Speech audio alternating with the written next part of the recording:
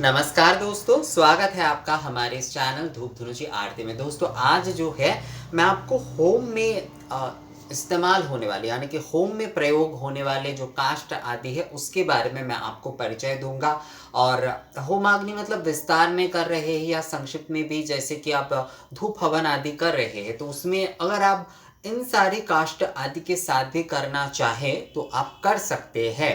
पर जैसे कि मेरे बारे में मतलब मेरे बारे में मतलब मुझसे कई समय आप लोग पूछते हैं कि दादा आप किससे करते हैं, जो नारियल के छिलके आदि से ही करते हैं या नहीं। तो मैं बेल काष्ठ, नारियल के छिलके ये सभी से ही करता हूँ, पर हाँ नारियल के छिलके ही उसमें जो है ज़्यादा मात्रा में मैं रखता हूँ। ये सारे विषय मैं आपको क्लियर करके बताऊंगा दोस्तों, कि क्या आपको लेना है, किस में आप कर सकते हैं आदि या नहीं। पर सबसे पहले जो है शास्त्र में जो है इसके विषय में क्या कहा जा रहा है, आगम में इसके विषय में क्या कहा जा रहा है, यानी कि हवन आदि करने के लिए, होम अग्नि प्रज्वलन करने के लिए, होम करने के लिए जो है किस प्रकार के, चाहे आप विस्तृत तौर पर करें चाहे आप धूप हवन में कर रहे हैं, तो उसमें किस प्रकार के कौन से काष्ठ जो है इस्तेमाल करने चाहिए।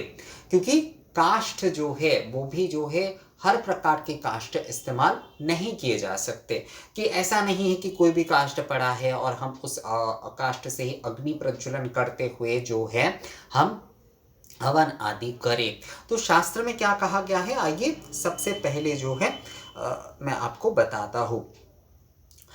मैं हिंदी में ही आपको पढ़ के सुना रहा हूँ दोस्तों। मंत्रज्ञ साधक और आराधक, यानी कि जिन्होंने मंत्र दीक्षा आदि लिए हैं या फिर सामान्य तौर पर भी जो लोग कर रहे हैं धूप हवन आदि, देखिए विशेषकर विस्तृत तौर पे जो होम आदि करते हैं वो संस्कारित होते हैं, मतलब उनके दीक्षा आदि ये सब कुछ होते ही है जो विस्तृत रूप से जो है होम आदि करते, क्योंकि उसमें कई प्रकार के आहुति आदि ये विषय आदि आ जाते हैं। और साधारण तौर पे जो है, साधारण तौर पे जिन्होंने मंत्र दीक्षा लिए भी है, मतलब धूप हवन आदि जो है जो मंत्र दीक्षा जिन्होंने लिए है वो भी कर सकते हैं। और साधारण जिन्होंने अभी दीक्षा आदि नहीं लिए हैं पर वो पूजा आदि कर रहे हैं और आराधना जो है वो कर रहे हैं तो वो कर सकते हैं जो है। तो इसमें कहा गया है, मतलब उनके बारे में बताया गया है कि मंत्र का जिन्होंने मंत्र लिए हैं वो तो विस्तृत रूप से करेंगे ही, होम आदि जो है वो तो विस्तृत रूप से ही करेंगे, पर साधारण तौर पे भी जो लोग कर रहे हैं धूप हवन आदि जो है वो सभी लोग कर सकते हैं दोस्तों। तो मंत्रज्ञ साधक आराधक जो है बेल अर्क पलाश तथा दुधारू वृक्ष की अग्नि से सौम्य कार्य करने की इच्छा से होम करे। सौम्य कार्य जो है, असल में होमाग्नि में दोनों प्रकार, दोनों एक्चुअली नहीं, तीन प्रकार के एक होते हैं। एक होता है सौम्य कार्य, एक होता है रौद्र कार्य और एक होता है काम्य कार्य। ये जो वशीकरण आदि के लिए भी जो है होमाग्नि प्रज्वलन किए जाते हैं, वशीकरण उच्चाटन आदि, उसे जो है काम्य कर्म कहा जाता है। मतलब वो जो अग्नि हम प्रज्वलन कर रहे हैं उसे जो है काम्य अग्नि, यानी कि उसमें किसी ना किसी प्रकार की कामना सम्मिलित होते हैं। पर जब कोई मंत्रज्ञ साधक अपने इष्ट के हवन कर रहे हैं या कोई भी हवन आदि कर रहे हैं, होम आदि कर रहे हैं, या फिर साधारण तौर पे भी जब कोई जो है धूप हवन आदि कर रहे हैं तो वो जो है वो बेल अर्क पलाश तथा दुधारू वृक्ष की अग्नि में सौम्य कार्य जो है वो करेंगे। मैं रौद्रकारी के बारे में यहाँ पर अलग से कुछ नहीं बता रहा हूँ, दूसरे आदि भी है पर उसकी कोई ज़रूरत नहीं है, क्योंकि एक विषय के साथ दूसरे विषय आदि देने से जो है वो कई समय कंफ्यूजन हो जाता है। तो यहाँ पर शास्त्र अनुसार जो है बेल अर्क पलाश तथा दुधारू वृक्ष की अग्नि में सौम्य कार्य जो है मंत्रज्ञ साधक या जो साधारण आराधक है वो कर सकते हैं। यानी कि मंत्रज्ञ साधक जैसे कि मैंने आपको बताया जिन्होंने मंत्र दीक्षा आदि लिए हैं वो भी कर सकते। देखिए मंत्र दीक्षा जिन्होंने लिए है जैसे वो तो विस्तृत रूप से और धूप हवन आदि दोनों ही कर सकते। तो साधारण जो होते वो विस्तृत रूप से आदि जो है कई आहुति आदि क्योंकि देने होते तो वो नहीं कर पाते हैं, तो इसलिए वो धूप हवन आदि तो कर ही सकते हैं। सभी आराधक ही जो है वो सामान्य तौर पर धूप हवन आदि जो है वो कर ही सकते। तो सौम्य अग्नि होता है वो जिस अग्नि को अग्नि में ये कार्य कर रहे हैं, ये आहुति कार्य कर रहे हैं, वो अग्नि जो होता है वो सौम्य अग्नि होता है, सौम्य कार्य करने के अग्नि होते हैं दोस्तों। तो सौम्य कार्य के अग्नि के लिए बेल, अर्क, पलास तथा दुधारू वृक्ष के अग्नि ही जो है सबसे ज्यादा उत्तम है।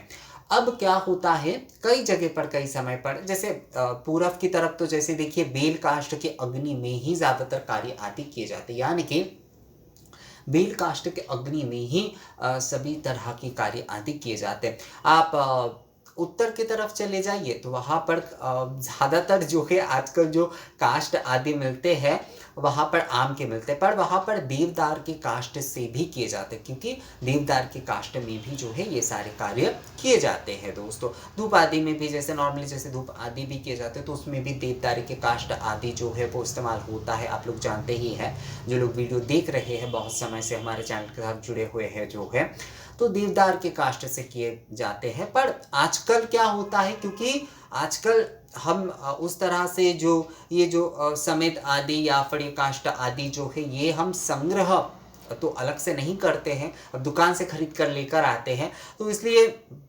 वहाँ पर जो कुछ भी हमें दिया जाता है हम उसका ही इस्तेमाल जो है वो करते हैं। तो कई जगह पर जो है आम की लकड़ी आदि ही केवल मात्र मिलते हैं, तो उन्हें जो है आम के काष्ठ आदि से ही वहाँ पर करना पड़ता है। मैं दिल्ली आदि में जब रहता था तो वहाँ पर देखता था ज़्यादातर जो मिलता है वो आम के ही मिलते हैं। अब बहुत सारे लोगों का ये सवाल होता है कि दादा क्या आम के काष्ठ आदि से भी जो है होमाग्नि प्रज्वलन किए जा सकते हैं या नहीं, और बहुत सारे लोग कहते हैं कि दादा हम लोग इन कन्फ्यूजन में ही नहीं जाना चाहते हैं, हम लोग उपले में जो है करते हैं। और दक्षिण भारत में मैं आपको बता दूं कि दक्षिण भारत में काष्ठ आदि के इस्तेमाल के साथ साथ नारियल के छिलके, उत्तम वाले जो नारियल के छिलके होते, सभी प्रकार के नारियल के छिलके का इस्तेमाल नहीं होता है दोस्तों। उसमें एकदम जो है क्लीन, जिस छिलके में जो है किसी भी प्रकार के कीड़े आदि नहीं है, किसी भी प्रकार की छेद आदि नहीं है, उस प्रकार के एकदम जो है सही वाले जो नारियल के छिलके हैं उसका भी प्रयोग जो है काष्ठ के साथ होता है। यानी कि अगर मान लीजिए 100% में अगर जो है उसमें 40 यानी कि 40% अगर जो है काष्ठ का इस्तेमाल हो रहा है तो उसमें 60% जो है 60% जो है उसमें नारियल छिलके आदि का इस्तेमाल होता है। दक्षिण भारत में क्योंकि नारियल जो है वो बहुत मात्रा में मिलता है और नारियल जो है वो श्री वृक्ष है, जैसे बेल को भी श्री वृक्ष कहा गया है, नारियल को भी श्री वृक्ष कहा गया है, तो इन सारे वृक्ष के जो है जो भी सारे छिलके बोल लीजिए, काष्ठ आदि बोल लीजिए, ये बहुत शुभ माना जाता है। तो नारियल के छिलके आदि के माध्यम से काष्ठ आदि के साथ नारियल के छिलके आदि का भी जो है उपयोग वहाँ पर होता है दोस्तों। और पूरब की तरफ जैसे पूरब में भी वैसे नारियल के छिलके आदि मिल जाते हैं, पर यहाँ पर हवन आदि में इसका उतना इस्तेमाल होम में उतना इस्तेमाल नहीं होता है। जो लोग केवल धूप हवन आदि कर रहे हैं वही केवल मात्र इस्तेमाल करते हैं, बाकी जो है बेल काष्ठ से ही जो है हवन किए जाते हैं। और पश्चिम की तरफ राजस्थान आदि के, मेरे एक राजस्थान के दोस्त है, वो मुझे कहते कि हम लोग उपले में ही करते थे, क्योंकि ये सारे काष्ठ आदि का सही मिलता है या नहीं ये लेकर बहुत कन्फ्यूजन रहता है, तो इसलिए हम जो है हम कर लेते हैं उपले में ही। तो ये भी सही है, आप उपले में भी कर सकते हैं। देखिए बेल और कपलाश आदि ये जो सारे वृक्ष आदि के बारे में मैंने आपको बताया, ये जो है ये शास्त्रीय नियम से अगर आप करते हैं तो ये उत्तम होता है। पर अगर ये सारे आपको नहीं मिल रहे हैं तो विकल्प के तौर पर जो है आपको तो करना ही पड़ेगा दोस्तों। वहाँ पर जो है आप आम की लकड़ी भी जो है वो आप इस्तेमाल कर सकते हैं, वहाँ पर देवदार के भी किए जा सकते हैं, वहाँ पर नारियल के छिलके आदि भी कर सकते हैं, और शुद्ध गोमय के जो गोमय से बने हुए जो कंडे है उसका भी आप इस्तेमाल कर सकते हैं। पर कंडे यानी कि उपले अगर आप इस्तेमाल कर रहे हैं तो एक बात ध्यान में रखिएगा, एक तो वो शुद्ध होना बहुत ज़रूरी है, साथ ही में एक चीज़ बहुत सारे लोग गलती करते हैं कि पहले जो है वो क्या करते हैं कि उसे गैस में एक प्रकार से जो है ना उसमें अग्नि सुलगा लेते हैं, यानी कि गैस में उसे तपा लेते हैं, उसके बाद जो है होम कुंड आदि या फिर जो है छोटे वाले धुंजी आदि में रखकर फिर उसमें घी आदि डाल के हवन करते हैं। ये बिल्कुल गलत पद्धति है, इससे जो है वो कार्य ही जो है पूरा झूठा हो जाता है दोस्तों। कभी भी ये आप मत करिएगा। कंडे में अगर कर रहे हैं तो थोड़ा ज़्यादा मात्रा में कपूर और घी के साथ जो है या फिर घी बाती के साथ भी जो है आप कंडे में ही जो है सौम्य अग्नि जो है प्रज्वलन करके आप हवन आदि करिए, कोई समस्या नहीं है। धूप आदि में भी जैसे कि गोबर के कंडे इस्तेमाल होते, तो संक्षिप्त में जब आप हवन आदि कर रहे हैं तो उसमें आप गोबर के कंडे से ही कर सकते, कोई समस्या नहीं है। पर गैस में पहले से जो है उसे तपाकर सुलझाकर मत लीजिएगा दोस्तों, ये जो है ना वो झूठा कर देता है आपके उस कार्य को जो है। तो ये विषय जो है आप थोड़ा ध्यान रखिएगा। तो आम के काष्ठ आदि ये सारे जो है वो विकल्प पद्धति है। अब जहाँ पर जो मिल रहा है उसे वहीं पर करना पड़ता है। असल में आम आदि के काष्ठ आदि कई जगह पर जो है मतलब कई सारे कार्य आदि में जो है वो थोड़ा समझ कर करना होता है, क्योंकि क्या होता है आम आदि के काष्ठ आदि के अग्नि जो है कई दूसरे प्रकार के, जैसे कि आपके जो वो उचाटन आदि वाले क्रिया होते उसमें भी एक अलग प्रक्रिया से इस्तेमाल होते हैं। तो इसीलिए जो है आम आदि के काष्ठ जो है कई जगह पर इस्तेमाल नहीं करते हैं। पर आप जो है अगर आपको आम आदि के काष्ठ मिल रहे हैं दोस्तों तो आप उसमें कर ही सकते, कोई समस्या उसमें नहीं है। पर उसमें कभी भी जो है एक बात का आप ध्यान रखिएगा, ध्यान से सुनिए दोस्तों, आप लोग जो है कभी भी जो है जो घी इस्तेमाल कर रहे हैं वो बिल्कुल गोघृत होना चाहिए। कभी भी वो घी जो है महिष का या फिर जो है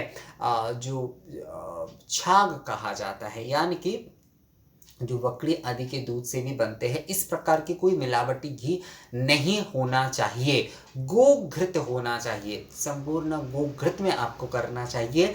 महिष आदि का घी द्वारा कभी भी ये आम की लकड़ी में हवन आदि नहीं करना चाहिए, वरना वो जो है वो दूसरा क्रिया हो जाएगा दोस्तों। तो इस बात का आप थोड़ा बस जो है ध्यान आप रखिएगा दोस्तों। बाकी आप आम की लकड़ी अगर आपके वहाँ पर मिल रहे हैं तो आप धूप हवन आदि कर रहे हैं या फिर जो है आप जो कि विस्तृत में भी हवन आदि कर रहे हैं तो आप कर सकते हैं दोस्तों। पर घृत जो है उसके विषय में आप ध्यान रखिएगा और उसमें अवश्य रूप से जो है गुग्गुल कपूर आदि इन सारी चीज़ों का इस्तेमाल करने की अवश्य जो है कोशिश करिएगा दोस्तों। तो यज्ञ के होम के जो काष्ठ है यज्ञ क्रिया ही है ये, असल में जो है ये सारे जो है अब आज के समय में कलयुग में तो यज्ञ करना संभव नहीं है, तो हम होम आदि धूप हवन आदि के माध्यम से हम उन अग्नि संस्कार अग्नि कार्य आदि को जो है वो करते हैं दोस्तों। तो आप हवन आदि कार्य अगर कर रहे हैं तो आप बेल काष्ठ पलाश काष्ठ आदि अगर आपको मिलता है तो बहुत अच्छा है।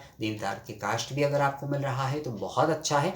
बेल के काष्ठ को बहुत उत्तम माना जाता है हवन आदि कार्य के लिए, जो है होम आदि कार्य के लिए। तो अगर आपको मिल रहा है तो बहुत अच्छी बात है, वरना आप जो है नारियल के छिलके में, गोबर के कंडे में या फिर जो है आम के लकड़ी में भी यानी कि आम के काष्ठ में भी आप कर सकते हैं दोस्तों। पर उसमें आप घी का बस जो है सही से ध्यान रखिएगा, ये बात जो है आप थोड़ा ख्याल रखिएगा दोस्तों। इस विषय को करते हुए जो है आप अपने धूप हवन और विस्तृत हवन जो भी आप करना चाहते हैं वो आप कर सकते हैं। मैं फिर से आपको कहूँगा दोस्तों, शास्त्र में उत्तम रूप से पलाश बेल आदि के काष्ठ को ही उत्तम कहा गया है। अगर बेल आदि के काष्ठ आप कर पाते हैं जुगाड़ तो बहुत अच्छी बात है, वरना आप जो है आप आम आदि के अगर आपको काष्ठ मिल रहे हैं तो आप उसमें भी आप कर सकते हैं। घी का बस आपको सही से ध्यान रखना है दोस्तों, ये विषय जो है थोड़ा आप ध्यान रखिएगा। और नारियल के छिलके आदि में, गोबर के कंडे आदि में भी जो है आप धूप हवन या धूप हवन ही मूल रूप से इसमें किए जाते हैं दोस्तों, तो वो आप कर सकते हैं दोस्तों। तो ये वीडियो आप लोगों को कैसा लगा मुझे कमेंट्स करके ज़रूर बताइएगा। अगर ये वीडियो अच्छा लगा है तो उसे लाइक और शेयर भी ज़रूर कर दीजिएगा। मिलते हैं आपसे अगले वीडियो में, तब तक के लिए नमस्कार।